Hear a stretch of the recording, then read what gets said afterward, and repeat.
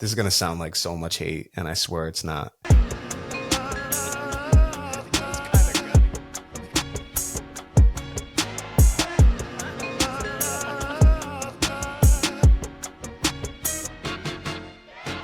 Welcome to a special edition of the Warner Brothas Podcast. We're going to jump right into it. Keenan, we're going to talk about the Karl Anthony Towns, Julius Randle, Donte DiVincenzo trade between the New York Knicks and the Minnesota Timberwolves. First of all, fresh off NFL tiers, right? Jumping into NBA. Feels early to be doing NBA, but quiet as kept. There's a preseason game on Friday. I think we're 2.5 weeks from the season officially starting, like tipping off. Insanity. The NBA season officially feels like it started once that trade happened. Yeah, absolutely.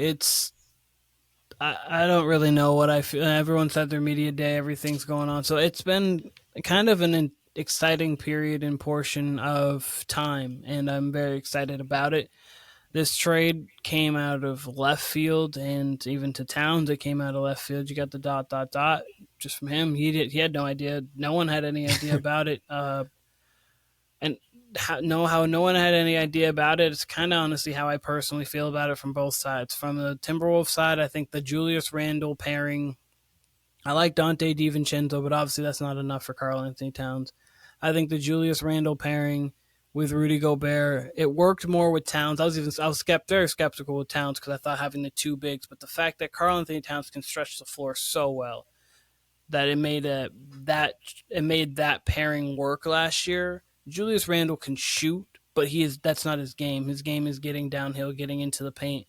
That's Anthony Edwards' game, even though Anthony Edwards can shoot. So I think you have a lot of people who kind of can do the same thing, and then with Rudy Gobert, you're going to have something that's really clogged in the paint. So I think that if I'm them, I'm looking to maybe move off of Julius Randle, test how it works, and before the trade deadline, maybe try to move him for like a couple Trey Murphy style players, like kind of Jalen Johnson, not exactly Jalen Johnson because the Hawks are going to lock him up, but like those kind of players, DeAndre Hunters, who can fit into what you do mold wise.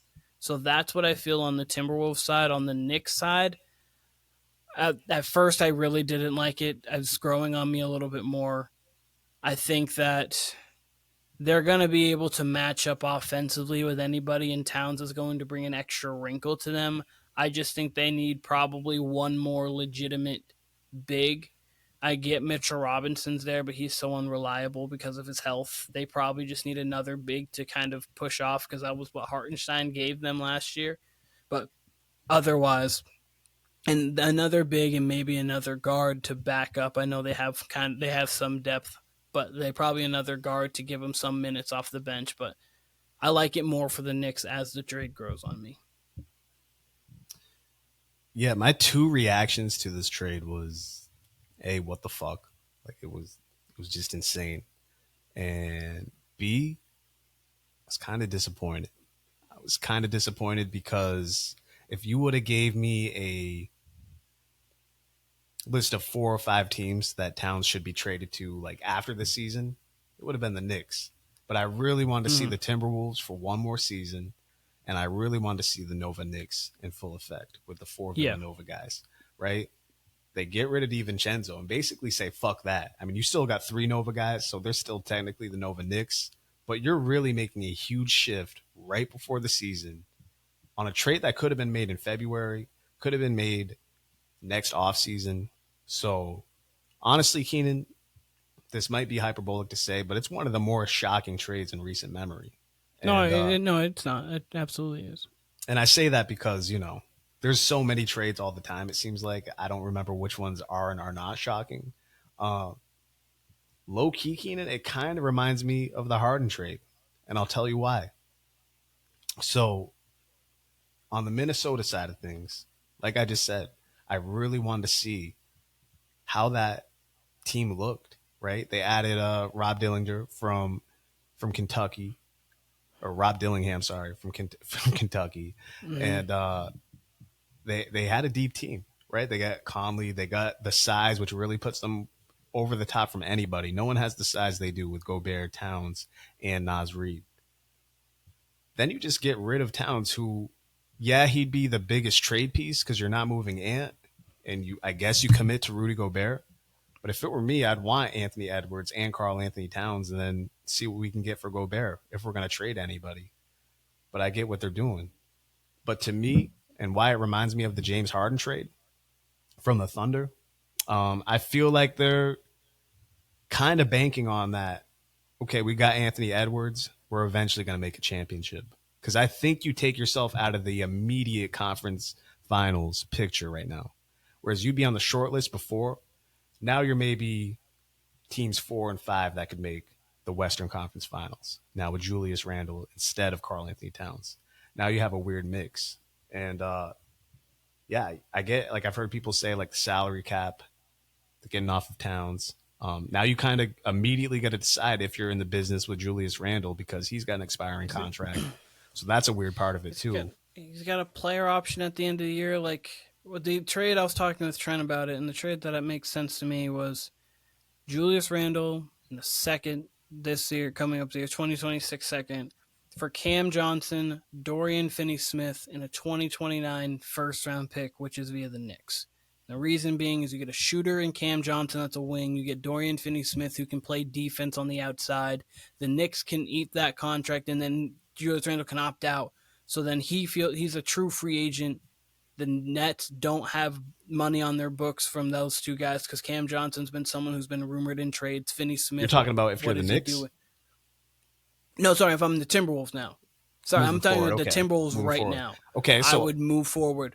So off of that, though, now you're going from a team that was 2 games from the NBA Finals, and your second best player is Karl Anthony Towns, to now you're in the Cam Johnson business, Dorian Finney-Smith. You're not a contender anymore. How do you feel about that part of it? Because I feel like they're still technically a contender right now. Like, you have the talent with Julius Randle, but I do feel like they took a step back, and I feel like I agree with that. I feel like they're just banking on Ant when we've just seen it too many times in this league. It's not guaranteed. We've seen it with the Thunder. They're doing a little bit of what the Nuggets are doing with Jokic right now, and it's what obviously they got a championship already, so they're a made team. But it's like, okay, we won't get back Bruce Brown, who was very pivotal. Okay, cool. We got Jokic. Okay, we won't take Kentavious Caldwell-Pope back, who was very pivotal. All right, we got Jokic. But, like, so it's like the Nuggets aren't doing Jokic any favors by doing anything. They're like, okay, let's hopefully hit on someone in the draft. We got Jokic, Murray, and then Michael Porter Jr. has come along. And now it's like, okay, we've got Ant. He's going to be his baby Jordan. He's talked about like that. Okay, like, we got baby Jordan. Okay, so we still got an older point guard in Mike Conley. We got a big and Rudy Gobert. We get Jaden McDaniels. And then from there, we'll figure it out. Doesn't really make a difference. We got Ant. So, and like, that's not how you need to build it. You need to build it like, we have Ant. Let's go get how all these NFL teams with their rookie quarterbacks. It's like, okay, we've got like CJ Stroud. Let's just go Danielle Hunter. Let's go get Stephon Diggs. Let's go get Joe Mixon. Let's go get literally everything around him because we have that guy. Mm-hmm. You have Ant. Now bring everything around him, which is why I would do that trade, because I don't think Randle in the long-term business to me doesn't make any sense. Like, I just think at the least with Karl Anthony Towns, even though like I thought it wasn't going to work and it really did, they're two different styles. One's an inside-out guy, one's an outside-in guy. So like you can play off of that. And there's but Randall's really just like he's getting downhill. Ant's getting downhill. Gobert's in the paint. Like they can shoot, but it's not like what they do. Like when you think of Ant, you're like a 3-point shooter. Like he can shoot them, but like you think of Ant, you're like, okay, he's tenacious at the rim. He can get downhill. He's his first steps real quick. He can pull it mid range, but he's gonna clog the paint with. So I don't like it there. That's the part that got me the more so. The Knicks hand, I think then the Knicks are gonna be fine. I truly think the Knicks will be okay. They need a couple more pieces now. They needed maybe a couple more before, but I wanted to see it. And they need just like get him another big and maybe get him another buyout wing, just like a guy. Timberwolves need to make moves now. They took themselves out of true contention, and now they're one of the really good teams. They're one of the good teams in the West. I almost wouldn't go that far. Like, I still think they can be a contender, the Timberwolves. But I think they took themselves out of immediate contention where they were on the short list. So yes. Now I think Now I think they're somewhere between middle of the pack to higher end middle of the pack because Edwards can still take a jump. Yes. He can still take a jump, Oh and I yeah. think and Randall's still 25 a game, can still shoot the three, but he's not a catch and shoot threat. Weirdly, like Towns is, even though he can hit the three. So it's gonna be a weird fit. They still got better defensively, which was their strength. Maybe not at the rim with Towns, but you still have Nas Reed there. DiVincenzo's a plus defender. Um, and Randall, he's not, he's about average on defense. He's not anything great. He's not anything bad either. Um, so I still expect their defense to be elite. But again, you're just banking way too much on Anthony Edwards and that you can make another run at the finals when that's just not guaranteed. Um, they haven't even made it to the finals, but of course, 2 games away from the finals. But on the Knicks side of things, again, I wish they would have waited. I really wanted to see both of these rosters. But thing with Karl Anthony Towns, who I've been very up and down on his whole entire career, right? We obviously got a pretty big debate last season, I believe, or now 2 seasons ago, technically, about Bam Adebayo versus Karl Anthony Towns. One thing I would say, Karl Anthony Towns is something you don't see in basketball much. We discuss it all the time in football. He's a weapon. You do not have many weapons in the NBA. Karl Anthony Towns is one of them. You don't have stretch fives. They don't grow on trees. I know a lot of people say this is the age of stretch fives, but there's really not a ton of starting level, and in his case, all-star level, maybe even all NBA level stretch fives.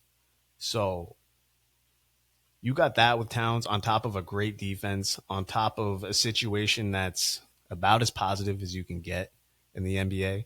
Um, Everybody in New York is all in on this team. We knew this was going to be the season, along with maybe the next 2, where the Knicks were really going to go for it. And boy, did they with this Karl Anthony Towns trade. Um, so I'm intrigued. I'm not as worried about the size because before, where they had no size with Mitchell Robinson, they now gain size with a 7-footer in Towns.